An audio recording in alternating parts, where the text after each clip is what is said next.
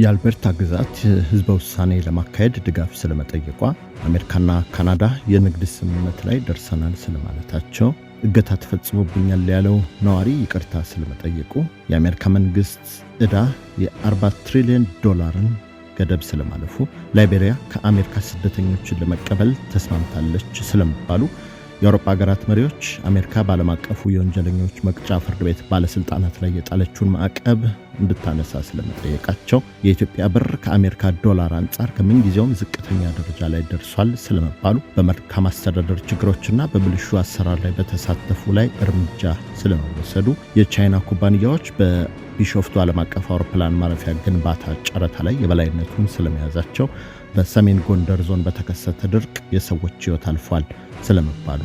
ሰላም ጤና ይስጥልን። ከብርሃን ቲቪ የሰዓቱን ዜናዎች አሁን እንነግራችኋለን።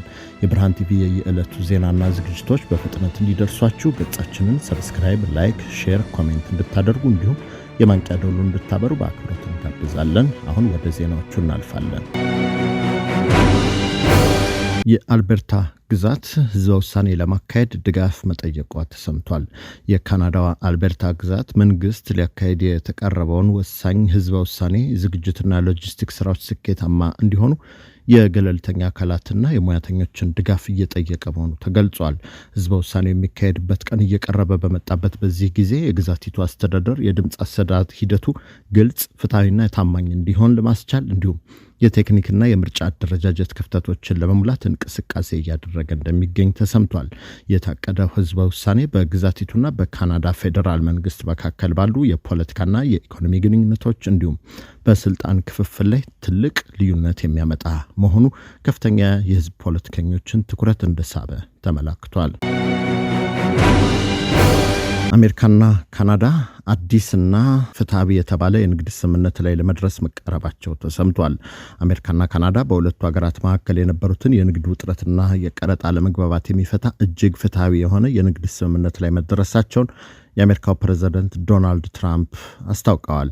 ፕሬዝዳንት ትራምፕ እንደገለጹት ስምምነቱ የአሜሪካን የአምራች ዘርፍ የግብርና ምርቶችና የድንበር ተሻጋሪ ንግድን በእጅጉ የሚያጠናክር ከመሆኑም በላይ ለሁለቱም ሀገራት ኢኮኖሚያዊ ጥቅም የሚያስገኝ ነው ብለዋል።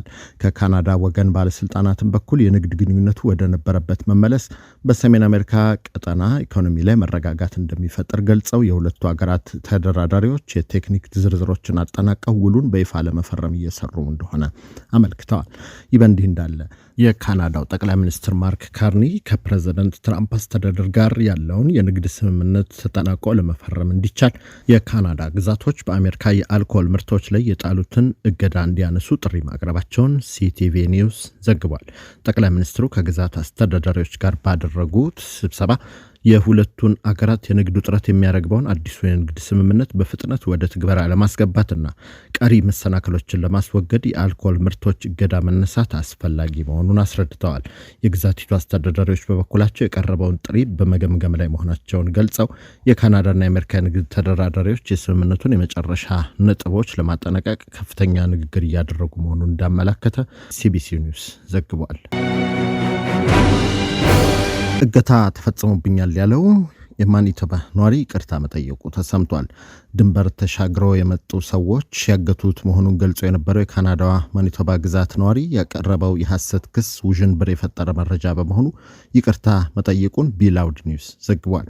ግለሰቡ ቀደም ሲል በህገወጥ መንገድ ድንበር ተሻግረው በመጡ አካላት ተጠልፎ መወሰዱን አስታውቆ የነበረ ቢሆንም የጸጥታ አካላት ባደረጉት ጥብቅ ምርመራና ማጣራት መረጃው መሰረተ ቢስና በራሱ የተቀናበረ መሆኑን ማረጋገጣቸው ይታወሳል።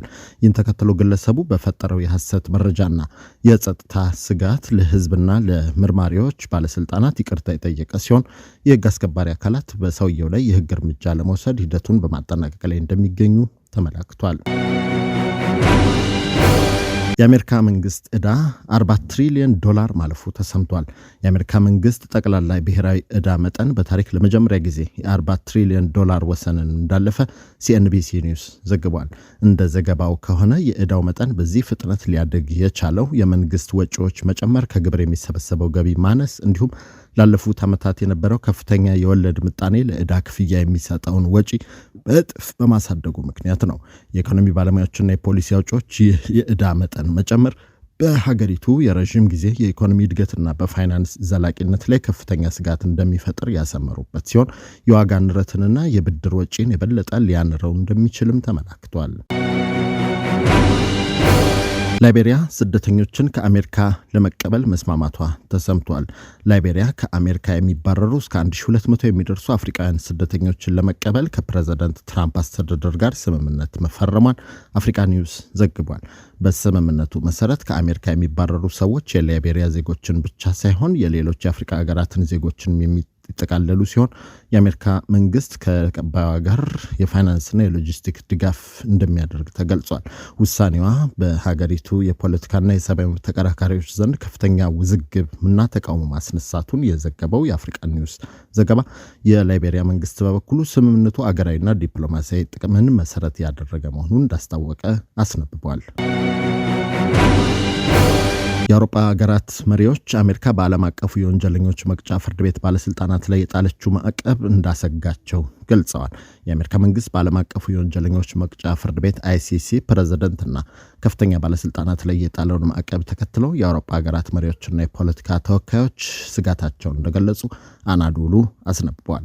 የአውሮፓ ህብረትና በርካታ የአውሮፓ ሀገራት የውጭ ጉዳይ ሚኒስትሮች ባወጡት መግለጫ የዓለም አቀፉ የወንጀለኞች መቅጫ ፍርድ ቤት ገለልተኝነትና የህግ የበላይነትን የማስከበር ሚና ሊከበር እንደሚገባ አስገንዝበዋል።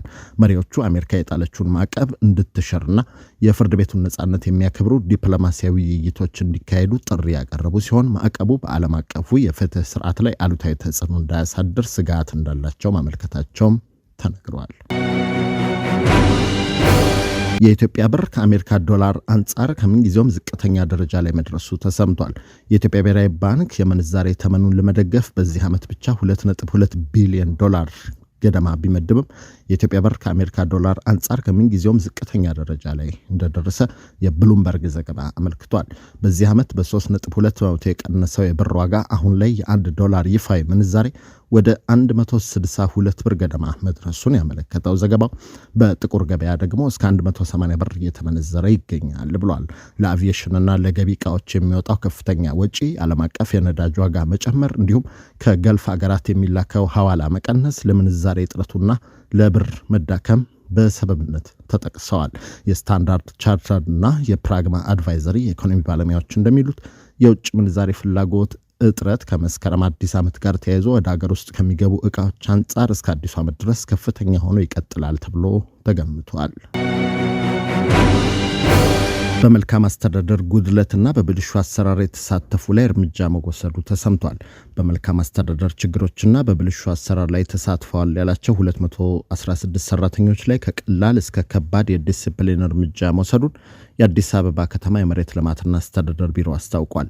ቢሮ ባወጣው መረጃ መሰረት እርምጃ የተወሰደው በ2018 በጀት ዓመት ከተደረጉ የአሰራር ጥራት ኦዲቶችና ከህዝብ በቀረቡ ጥቆማዎች መሰረት ሲሆን ከተቀጡት ሰራተኞች መካከል የስድስቱ የቅጥር ውል ሙሉ በሙሉ እንዲቋረጥ መደረጉ ተጠቅሷል።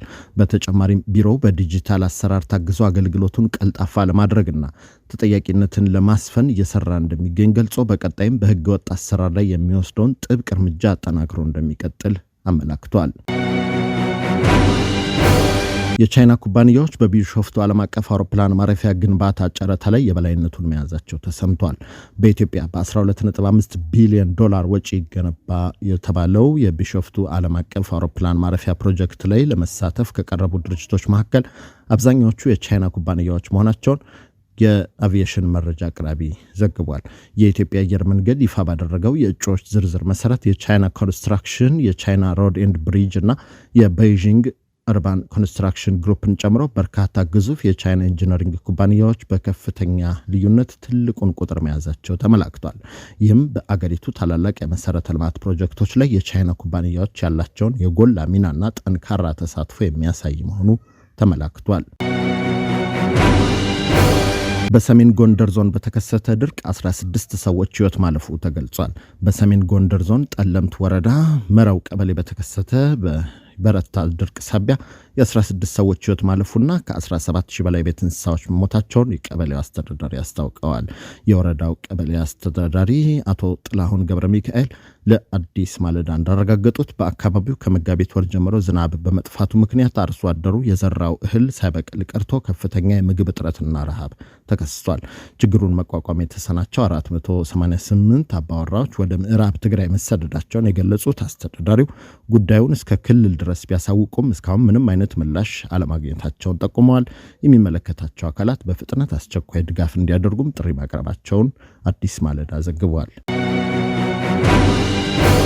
እነኚህን ዜናዎች ከብርሃን ቲቪ ነገርናችሁ። የየዕለት የብርሃን ቲቪ ዜናና ሌሎችም ዝግጅቶች በፍጥነት እንዲደርሷችሁ ገጻችንን ሰብስክራይብ፣ ላይክ፣ ሼር፣ ኮሜንት እንዲሁም የማንቂያ ደውሉ እንድታበሩ በአክብሮት እንጋብዛለን። ጤና ይስጥልኝ።